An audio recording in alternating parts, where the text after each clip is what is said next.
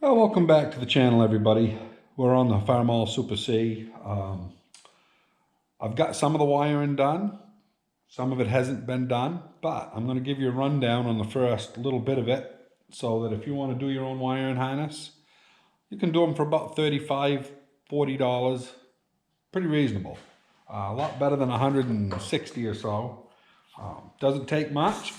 It takes about 2 to 3 rolls of number 10 wire and a roll of number 12 wire of whatever color you choose. The only reason they're color coded, you can get all the same color if you want. You could do it all in black, but then you have to take an end and you have to mark it that this one is number 1 with number 1 up there so you know where stuff is going. I like to buy, a roll of yellow, a roll of black, a roll of blue, whatever. So anyway, I've got about $25 worth of material here. The ends I already had. I got boxes of that stuff, so I'm not even figuring that in for price. But I'm going to tell you where this stuff goes. So this is the center battery terminal on the regulator. It comes up. It's all taped. This is actually where it was supposed to run originally. Comes down through, comes up, and that yellow wire goes up. And I'll go to the other side. As you can see, it goes to the right-hand side of the generator. the ammeter. Now, the black wire right here goes up to the switch, which isn't held in right now because it's just set now like so. You have to have that out when you hook up your wiring because you can't get your screwdrivers in there at that angle. So you take it out, do your work, put it back in. Anyway, those are the 2 wires over there. The black wire on the bottom,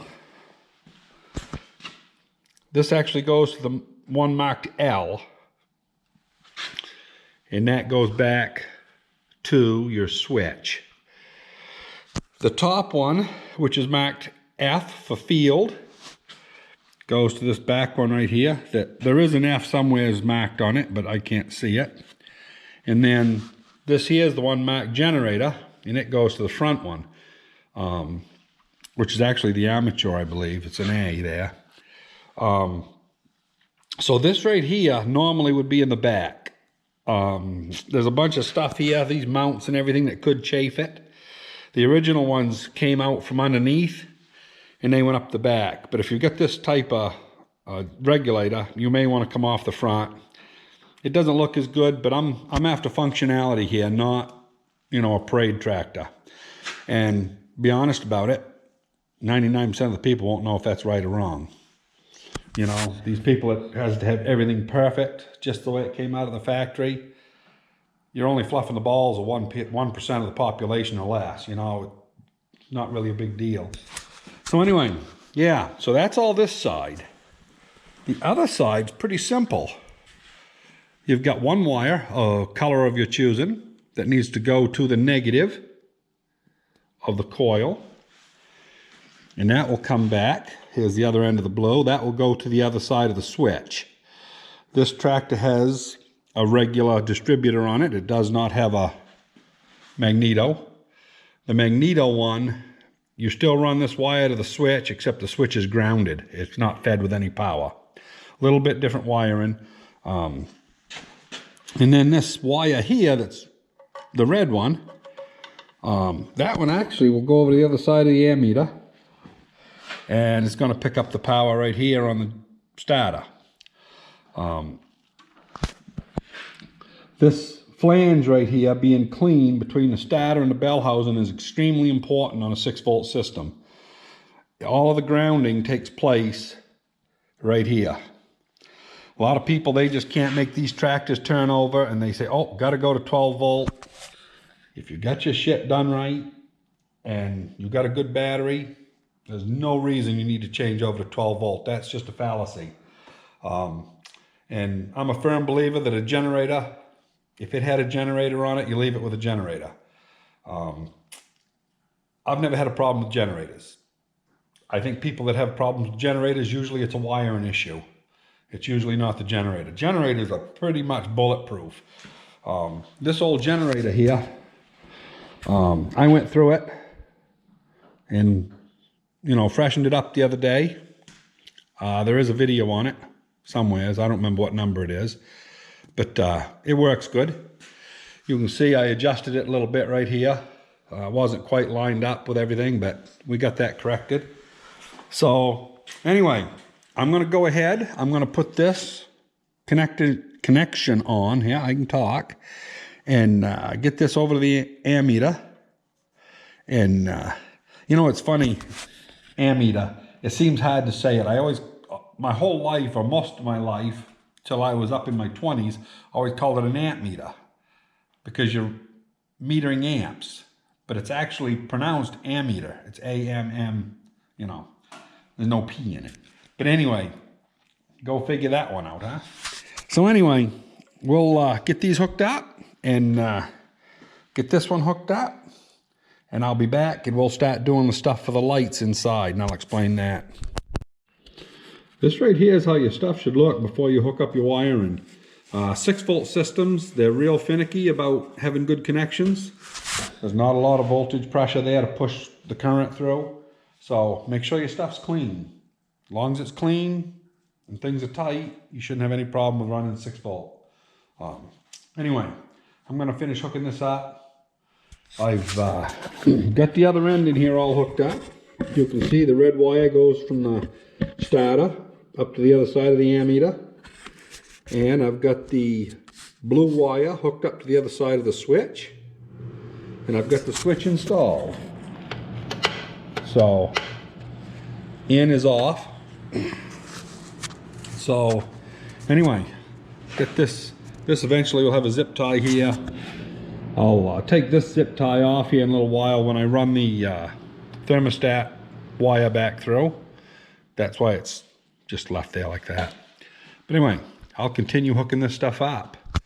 You can see I shined up this side of that nut. Gotta have stuff clean.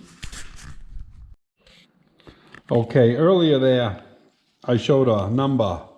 It was the wrong number. I think that was actually the light switch. This is IHS 911 is the actual grommets that I put in this.